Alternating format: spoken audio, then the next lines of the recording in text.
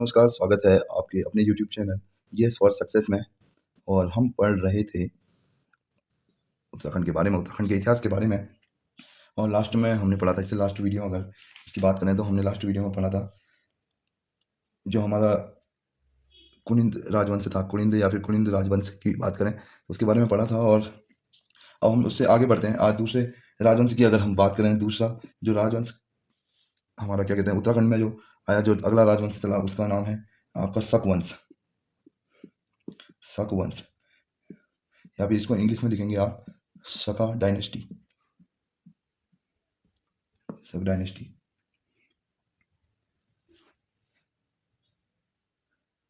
जो ये शक वंश था, उसके बाद दूसरे डायनेस्टी की हम बात कर रहे हैं आज। तो शक वंश, शक डायनेस्टी, ये आपकी जो ये थी आपकी जो सेंट्रल एशिया, ये सेंट्रल एशिया ट्राइबल थी।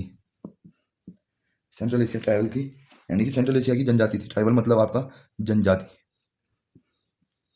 उम्मीद करते हैं आपको दिख रहा होगा यहाँ पर, जो आपका छत्रय प्रणाली में चलता था। छत्रय प्रणाली से प्रेरित था, मतलब प्रणाली में चलता था या उससे प्रेरित था। प्रणाली में छत्रय, ये कुछ मेन पॉइंट ही मैं आपको बता रहा हूँ। जो चीज़ें शकवंश डायनेस्टी, शका डायनेस्टी मतलब सेंट्रल एशिया ट्राइबल था, तो सेंट्रल एशिया की जनजाति थी ये, जो छत्रय प्रणाली पर काम करती थी। और जिसके ही और इसी से हम जो हमारा यहाँ से किसकी शुरुआत हुई थी, इसी डायनेस्टी से, मतलब इसी वंश से शक संवत्सर, शक संवत्सर संवत्सर की शुरुआत हुई थी। मतलब जो हम अभी शक संवत्सर पढ़ते हैं या फिर मानते हैं, जिसको फॉलो करते हैं, तो वो शक संवत्सर की शुरुआत हुई थी शक वंश से। जो हमारा भारतीय अगर शक संवत्सर की बात करें तो ये क्या हम फॉलो करते हैं, जिसको क्या बोला जाता है, भारतीय राष्ट्रीय कैलेंडर। कैलेंडर आप लिख सकते हैं, इसको नोट करें। एक बार दोबारा देख लेते हैं। दूसरा हमारा है शक वंश या फिर शका डायनेस्टी। सेंट्रल एशिया ट्राइबल थी, सेंट्रल एशिया जनजाति, छत्रय प्रणाली और शक संवत्सर की शुरुआत हुई थी। भारतीय राष्ट्रीय कैलेंडर जिसको हम बोलते हैं, जहाँ जो जिसको हम फॉलो करते हैं, वो शक संवत्सर यही शक वंश से लिया गया है। और इसका जो ग्रेटेस्ट किंग था, जो महानतम राजा, महानतम राजा, या फिर इसको आप लिख इंग्लिश में ग्रेटेस्ट ग्रेटेस्ट किंग की अगर बात करें हम इस डायनेस्टी की, तो वो उनका नाम है रुद्रदमन फर्स्ट। तो इसके जो महानतम राजा थे, वो उनका नाम है आपका रुद्रदमन फर्स्ट। और इन्होंने जैसे कुमाऊं में आपका इन्होंने क्या बनाए, एक तो शक संवत्सर की शुरुआत की, शक संवत्सर, या फिर आप हिंदी में लिख सकते हैं शक संवत्सर। एक तो ये किया, और एंड सन टेम्पल, सूर्य मंदिरों का निर्माण भी कराया इन्होंने। सन टेम्पल कौन सा, अल्मोड़ा में जो सन टेम्पल है वो इन्होंने बनवाया। शक शासनकाल में बना हुआ है वो। ठीक है, यहाँ तक ये हो गया। इससे आगे अगर हम बात करें इसी वंश की, तो इसका मेन वो क्या होता है कि सकास डिफीटेड कुनिंद। इससे पहले हम पढ़ रहे थे ना, कुनिंद राजवंश की, Kunindas and take over their plains. मतलब क्या किया कि शक ने किसको डिफीट किया, मतलब इन्होंने कुनिंद राजवंश को हराया। शक ने, कुनिंद भी बोलते हैं, कुनिंद भी पिछली वाली वीडियो में आपने देखा होगा, या फिर कुलिंद राजवंश। शक ने कुनिंद को हराया और उनका जो राज्य था वो ले लिया। तो वो शक से मतलब सॉरी कुनिंद से ट्रांसफर हो गया, मतलब कहाँ गया, कुनिंदा डिफीटेड बाई सकास। शकों ने किसको हराया, कुनिंद राजवंश को, और उनका जो राज्य था वो अपने अधीन कर लिया। तो ये दूसरा राजवंश था, शक राजवंश। अब हम तीसरे की ओर बढ़ते हैं, बात करते हैं साथियों हम अगले डायनेस्टी की। वो है आपका कुशाना। इंग्लिश में ये पढ़ते हैं कुशाना डायनेस्टी, या भी हिंदी में आप पढ़ेंगे कुषाण वंश। इससे अगला वंश है तो ये कुषाण वंश की बात करें, जैसे इससे पहले हम पढ़ रहे थे शक वंश, वो थी central Asia tribal, central Asia की जनजाति थी। और इसकी बात करें तो ये थे आपके चीनी तुर्किस्तान से, चीनी तुर्किस्तान, चीनी तुर्किस्तान से आए थे। चीनी तुर्किस्तान की वहाँ की एक ये चीनी तुर्किस्तान की जनजाति थे, जनजाति के लोग थे, चीनी तुर्किस्तान की जनजाति के लोग। और वो जनजाति का नाम था, जनजाति, उम्मीद करते हैं आपको ये लिखा हुआ थोड़ा समझ आ रहा हो। जनजाति की अगर बात करें तो जनजाति का नाम क्या था, यूची तोखारी, यूची तोखारी, इस जनजाति के ये लोग थे। चीनी तुर्किस्तान की यूची तोखारी जनजाति के लोग थे ये।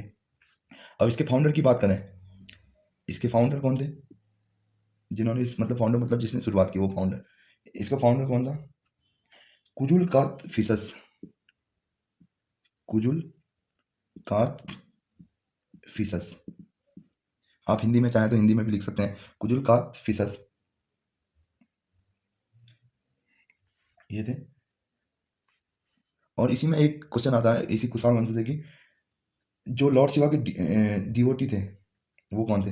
फाउंडर तो ये थे, ठीक है। फाउंडर के बाद इससे अगला जो राजा बना उसका नाम जानते हैं पहले हम, उसके बाद इसके बाद फाउंडर के बाद जो अगला राजा बना, मतलब फाउंडर इसके कुजुल काट फिसस है, उसके बाद जो अगला बना वो है वीमकट, वीमकट विसस, वीमकट विसस, जो क्या थे, devotee of lord Shiva, lord Shiva. ये क्वेश्चन भी बहुत बार पूछा गया है कि who was the devotee of lord Shiva in Kushana dynasty, तो इसका है वीमकट विसस।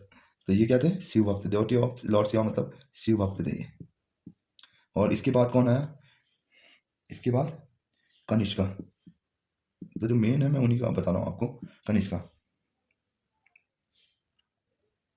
अब इनके अवशेष की बात करें अगर हम कि इसके बारे में पता कैसे चला, या फिर इसके कुषाण वंश के जो अवशेष मिले, अवशेष जिससे पता चला कि हाँ ये कुषाण वंश के जो अवशेष मिले। अब इस अवशेष में क्या क्या, या फिर इसको इंग्लिश में पढ़ते हैं रिमेन्स। तो वहाँ क्या मिला, एक वीरभद्र मिले, वीरभद्र जो शिव जी का ही एक रूप माना जाता है, रूप है उनको, ये मिला था ऋषिकेश में, ऋषिकेश में इनके अवशेष जो मिले उसमें एक वीरभद्र मिला था, वीरभद्र की मूर्ति प्रतिमा जो भी मिला तो वो ऋषिकेश में मिला।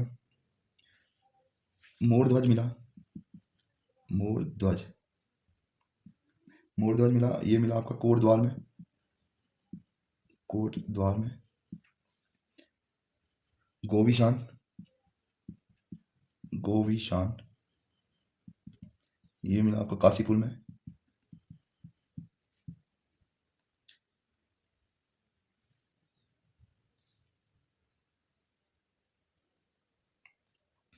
और यहाँ क्या मिला था गोविशान में, काशीपुर में, ये जान लेते हैं चलो।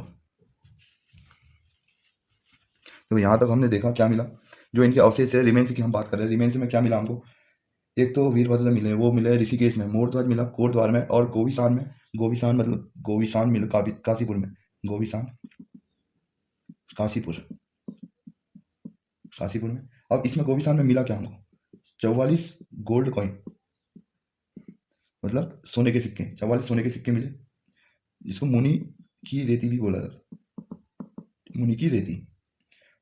और एक 7 गोल्ड कॉइन मिले, एक तो 44 गोल्ड कॉइन बोले मिले जो मुनि की रेती बोला जाता, एक 7 गोल्ड कॉइन अलग मिले, जिसको सॉरी थोड़ा सा कन्फ्यूज, ये देखो 44 गोल्ड कॉइन मिले आपके काशीपुर से, जो मुनि की रेती जो जगह है एक काशीपुर, वहाँ से 44 सोने के सिक्के मिले, और 7 गोल्ड कॉइन मिले से आपके खटीमा से, खटीमा, खटीमा से 7 गोल्ड कॉइन मिले।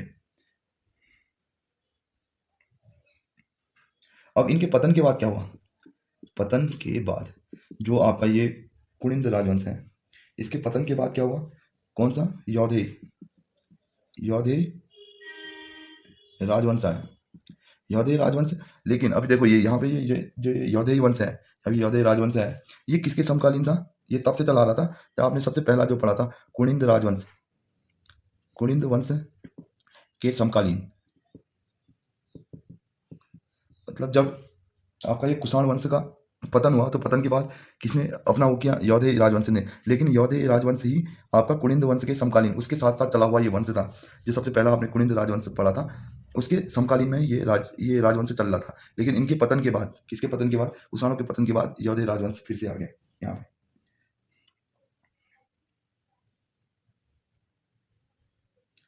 ठीक, चलो।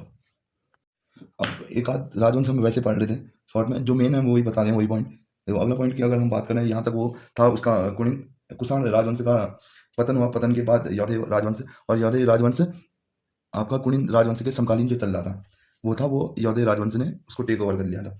अब उसके बाद 15th सेंचुरी में क्या हुआ था, मतलब यानी कि 5वीं शताब्दी में, 15th सेंचुरी में, 5th सेंचुरी में कुनिंद जो राजवंश था, कुनिंद राजवंश का अंत हुआ। लेकिन पूर्णतः अंत यहाँ पर नहीं आता, क्योंकि इसके बाद हम आगे भी पढ़ेंगे इसके बारे में। कुछ लोग बच गए थे, या फिर कुछ राजा बच गए थे इस राजवंश के। तो यहाँ पर लेकिन 5th सेंचुरी में कुनिंद राजवंश का अंत हो गया था। उनको टेक ओवर किसने किया था? नागा ने, नागवंश, नागा ने किया था। उसके बाद नागों का मतलब उत्तराखंड पर अधिकार हो गया, उत्तराखंड पर। इसके बाद पढ़ते हैं हम अगले राजवंश के बारे में। ये थोड़ा महत्वपूर्ण है, इंपॉर्टेंट है। वो है आपका कार्तिकेयपुर डायनेस्टी, या फिर आपने इसको पढ़ा होगा कत्यूरी डायनेस्टी। हिंदी में अगर बात करें तो कत्यूरी राजवंश। इसके बारे में बहुत पढ़ा होगा, बहुत लोगों ने सुना होगा इस राजवंश का नाम। कत्यूरी राजवंश इंपोर्टेंट है ये बहुत ज़्यादा। तो कत्यूरी राजवंश की अगर हम कैपिटल की बात करें, मतलब यानी कि राजधानी की बात करें, तो इन्होंने 300 सालों तक, फॉर 300 ईयर्स, 300 सालों तक इनकी राजधानी कहाँ थी? कार्तिकेयपुर। हिंदी में लिख देता हूँ मैं आपके लिए समझने के लिए। कार्तिकेयपुर, जोशीमठ बोले तो आपका ही आता है चमोली जिले में। इनकी राजधानी 300 सालों तक कार्तिकेयपुर में थी, जो कि जोशीमठ में आता है, और चमोली। 300 सालों के बाद जब इन्होंने अपनी राजधानी बदली, तो उसके बाद वैद्यनाथ नियर बैनाथ अल्मोड़ा, उसके बाद इन्होंने अपनी राजधानी वहाँ से बदलकर 300 सालों के बाद अपनी राजधानी जोशीमठ कार्तिकेयपुर से बदलकर वैद्यनाथ करी, जो कि बैजनाथ अल्मोड़ा में पड़ता है, वहाँ करी। और ये कुमाऊँ का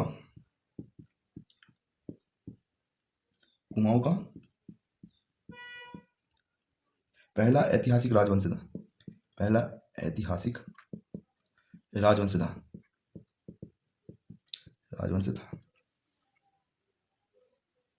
और इनके अभिलेख कहाँ प्राप्त है? इनके अभिलेख मिले आपके बागेश्वर अभिलेख से इनके बारे में पता चला। इनके जो रिमेन्स कह लो, अवशेष कह लो, तो ये आपको मिले बागेश्वर अभिलेख से, इनके बारे में जानकारी मिलती है। और इनके जो राजा रहे, तो प्रथम बसंत देव, या फिर इनको एक तो बसंत देव भी बोला जाता है, और कई जगह वसंतन देव नाम से भी जाना जाता है। उसके बाद जो मेन राजा है उनकी बात करें, उसके बाद खरपुर देव, ये जो थे मेन राजा थे इनके, खरपुर देव। और इसी के कत्यूरी साम्राज्य के ही समय पर उत्तराखंड में क्या हुआ था? उत्तराखंड में जब कत्यूरी साम्राज्य चल रहा था, उसी के समय पे उत्तराखंड में आदि गुरु शंकराचार्य जी का आगमन हुआ था। आदि गुरु शंकराचार्य का आगमन हुआ था। ठीक है, तो आज यहीं तक, बाकी मिलते हैं अगली क्लास में। और आपको वीडियो पसंद आई तो लाइक करें, शेयर करें, और चैनल को सब्सक्राइब भी कर लें। Thank you so much.